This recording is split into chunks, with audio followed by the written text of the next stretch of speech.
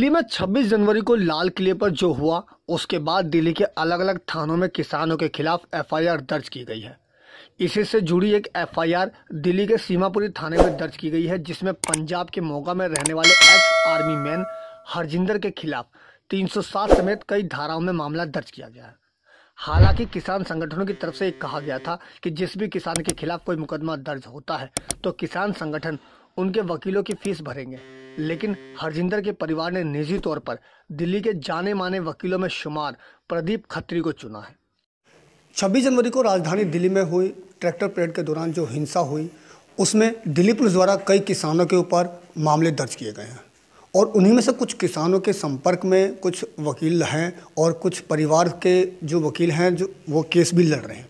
और इसी को लेकर के हमारे साथ मौजूद हैं एडवोकेट प्रदीप खत्री, जो एक किसान परिवार का केस लड़ रहे हैं और उनकी पैरवी कर रहे हैं। उन्हीं से हम बात करेंगे कि किस तरीके से जो हुआ और ये अपना किस तरीके से पक्ष रखेंगे। सर, सबसे पहले आपका स्वागत है। बहुत बहुत धन्यवाद। मैं जानना चाहूँगा सर, जिस तरीके से जो उस दिन घटना हुई, क्या लगता है सर, किस तरीके से आप अपना पक्ष रखेंगे और मजबूत किस तरीके से करेंगे? देखिए, जहाँ तक कोर्ट के अंदर किसी भी मुवक्किल का पक्ष रखने की बात होती है, उसके लिए सबसे ज़्यादा ज़रूरी है कि पहले हमें उसके पूरे केस की डिटेल्स मिलें।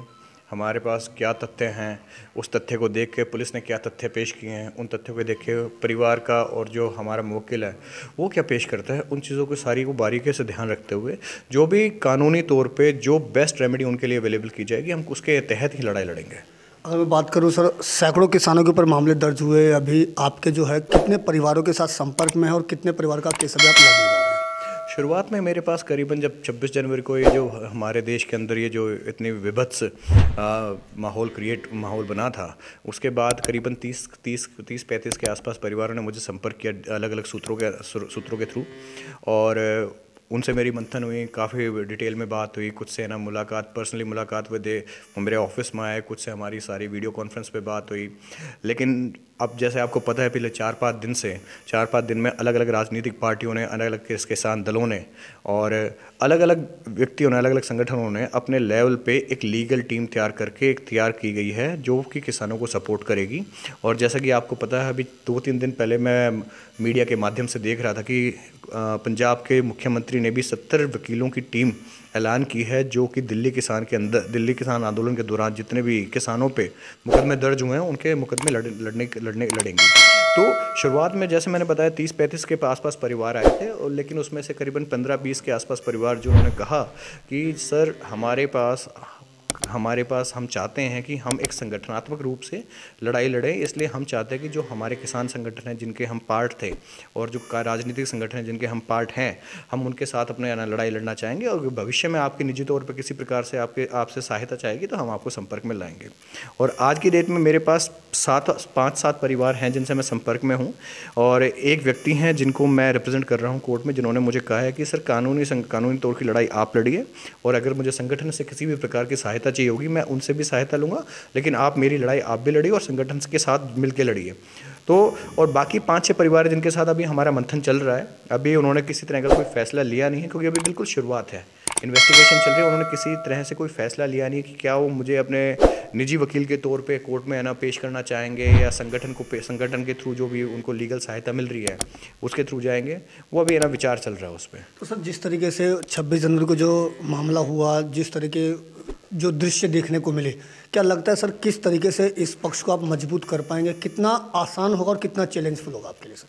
देखिए, आसान और मुश्किल वाली बात नहीं है यहाँ पे। जब हम किसी एक इंडिविजुअल कैपेसिटी में ना बात करके, अगर एक एज ए वकील मुझसे आप बात करेंगे, तो हमारा जो कानून का पक्ष जो रखा जाएगा, वो सारी के सारे बिंदुओं को, जो कानून के तौर पे बिंदुएं देखी जाती हैं कि पुलिस ने इनिशियल स्टेज पे क्या मुकदमा दर्ज किया है, उसके बाद इन्वेस्टिगेशन की है, इन्वेस्टिगेशन ठीक से की है नहीं की है, जो मुवक्किल का है, जो मुलजिम बनाया गया है, उसमें उसके पक्ष को प्रॉपरली इन्वेस्टिगेट किया गया है नहीं किया गया। बहुत सारे टेक्निकल पहलू हैं, और इस मुद्दे की संजीदगी को देखते हुए जो हमारे डिफेंसेस जो हमने क्रिएट करे हैं, जिन पे अभी बात चल रही है, वो मैं आपके सामने अभी जाहिर नहीं कर सकता।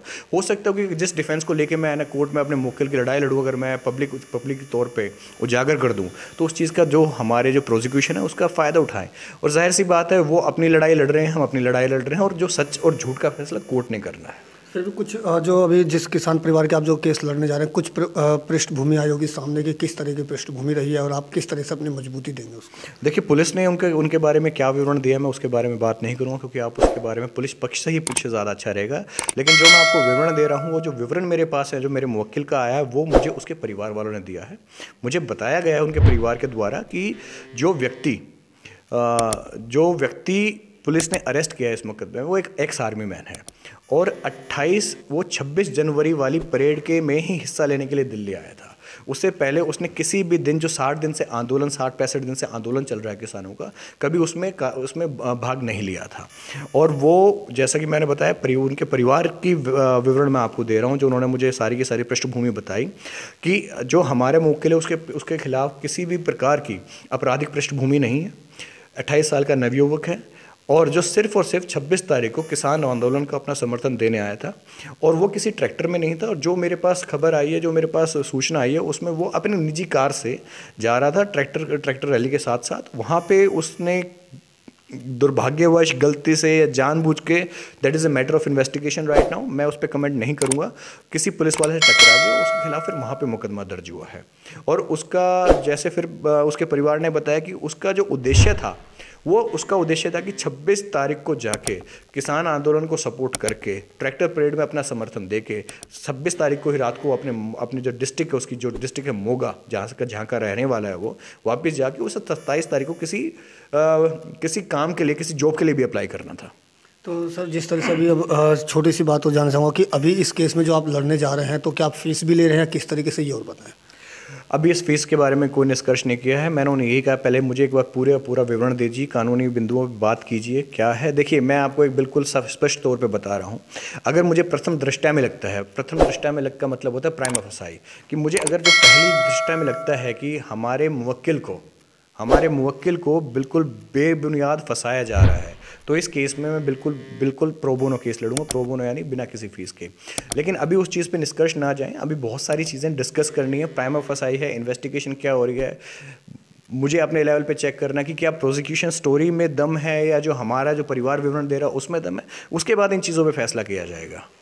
तो ये थे हमारे साथ एडवोकेट प्रदीप खत्री, जो किसान परिवार का केस लड़ने जा रहे हैं। खैर, अब देखना होगा कि किस तरीके से ये इस केस में इसको मजबूती देंगे। दिल्ली से अपने सहयोगी अनुज झा के साथ अजीत कुमार, हमवतन टीवी। देश विदेश की ताज़ा तरीन खबरें अपने मोबाइल में पाने के लिए हमारे चैनल को अभी सब्सक्राइब करें और बेल आइकन जरूर दबाएं और देखते रहें हमवतन टीवी, खबर से खबर तक।